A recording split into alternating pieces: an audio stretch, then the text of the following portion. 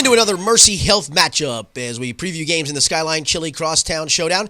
As always, it's presented by Meyer and Dr. Pepper. I'm Richard Skinner. He's Tony Pike. And our final regular season Mercy Health matchup's a great one. It's a CHL championship matchup. It'll be Wyoming undefeated, 9-0 overall, undefeated in the league, and Indian Hill 8-1, undefeated in the league. It's for all the marbles, Tony. Yeah, this is if you follow the CHL for the last few years, this is what it's come down to. And for the last few years, it's delivered. Even last year when it was seen to be Wyoming was going to roll, Indian Hill gave them a really good game. Now, Wyoming kind of rolled when they saw each other in the playoffs. But this is one of those games you kind of mark on your calendar the last couple of years of, look, this is where these two teams are going to be, and they're far and ahead, better than anyone else in the CHL right now, and plenty of star power on the field as well. Yeah, one loss for Indian Hill came to McNick 16-6 in week 2 of the season. So since that point in time, they've not lost a game. Obviously, both undefeated in the league. That's a little bit of a head-scratching loss for Indian Hill, but early in the year, non-league, sometimes that stuff happens. McNick, believe it or not, they're 3-6. They still have a chance to make the playoffs. Actually, at 3-6, they're going to have to win and get some help. So it looks like a bad loss, but probably not in the grand scheme. Yeah, if that's a week 6 or week 7 loss, right. You think so. But week 2, still trying to figure stuff out on both sides of the ball, especially the offensive side of the ball, only scoring 6 points. But when you look at the other side of the field, you look no further than Wyoming quarterback Evan Prater and what he's been able to do in his career.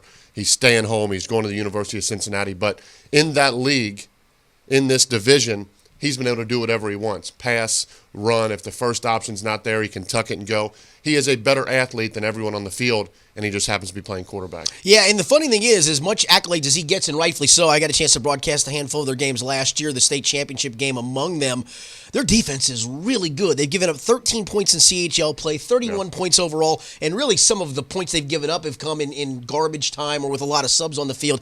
I don't think that gets talked about enough is how good that Wyoming defense is. Yeah, and the problem becomes when you're playing against Evan Prater in that offense, as an opposing team, you know you have to start scoring, and you start pressing a little bit because that Wyoming defense can be so dominant at times. It's truly a balanced team, and I don't think a lot of people realize. They hear Evan Prater in Wyoming, you think offense.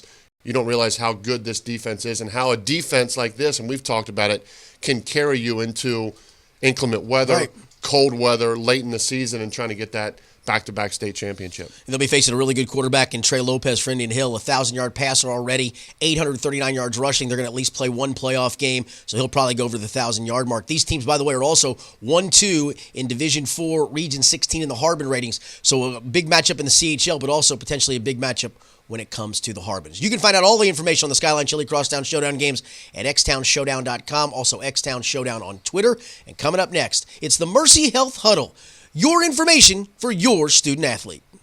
Hi again, everybody. We're here with Dr. Michael Chin from Mercy Health Orthopedics and Sports Medicine. And Dr. Chin, I can imagine most people watching at one time or another have probably suffered a sprained ankle. What exactly is a sprained ankle? Well, a sprained ankle is usually when you stretch the ligaments that help support the ankle. You're right, it's actually one of the most common reasons for missed athletic participation. Usually happens when you turn or roll your ankle. Okay, now how do I know if it is a sprained ankle, or maybe what are the symptoms, I guess? Usually it's from pain. You'll have some pain or swelling around your ankle, usually on the front or on the outside of your ankle too. Sometimes you're going to actually have pain where you can't even put weight on that leg. And what should I do if you have an ankle sprain, or what are some of the treatments?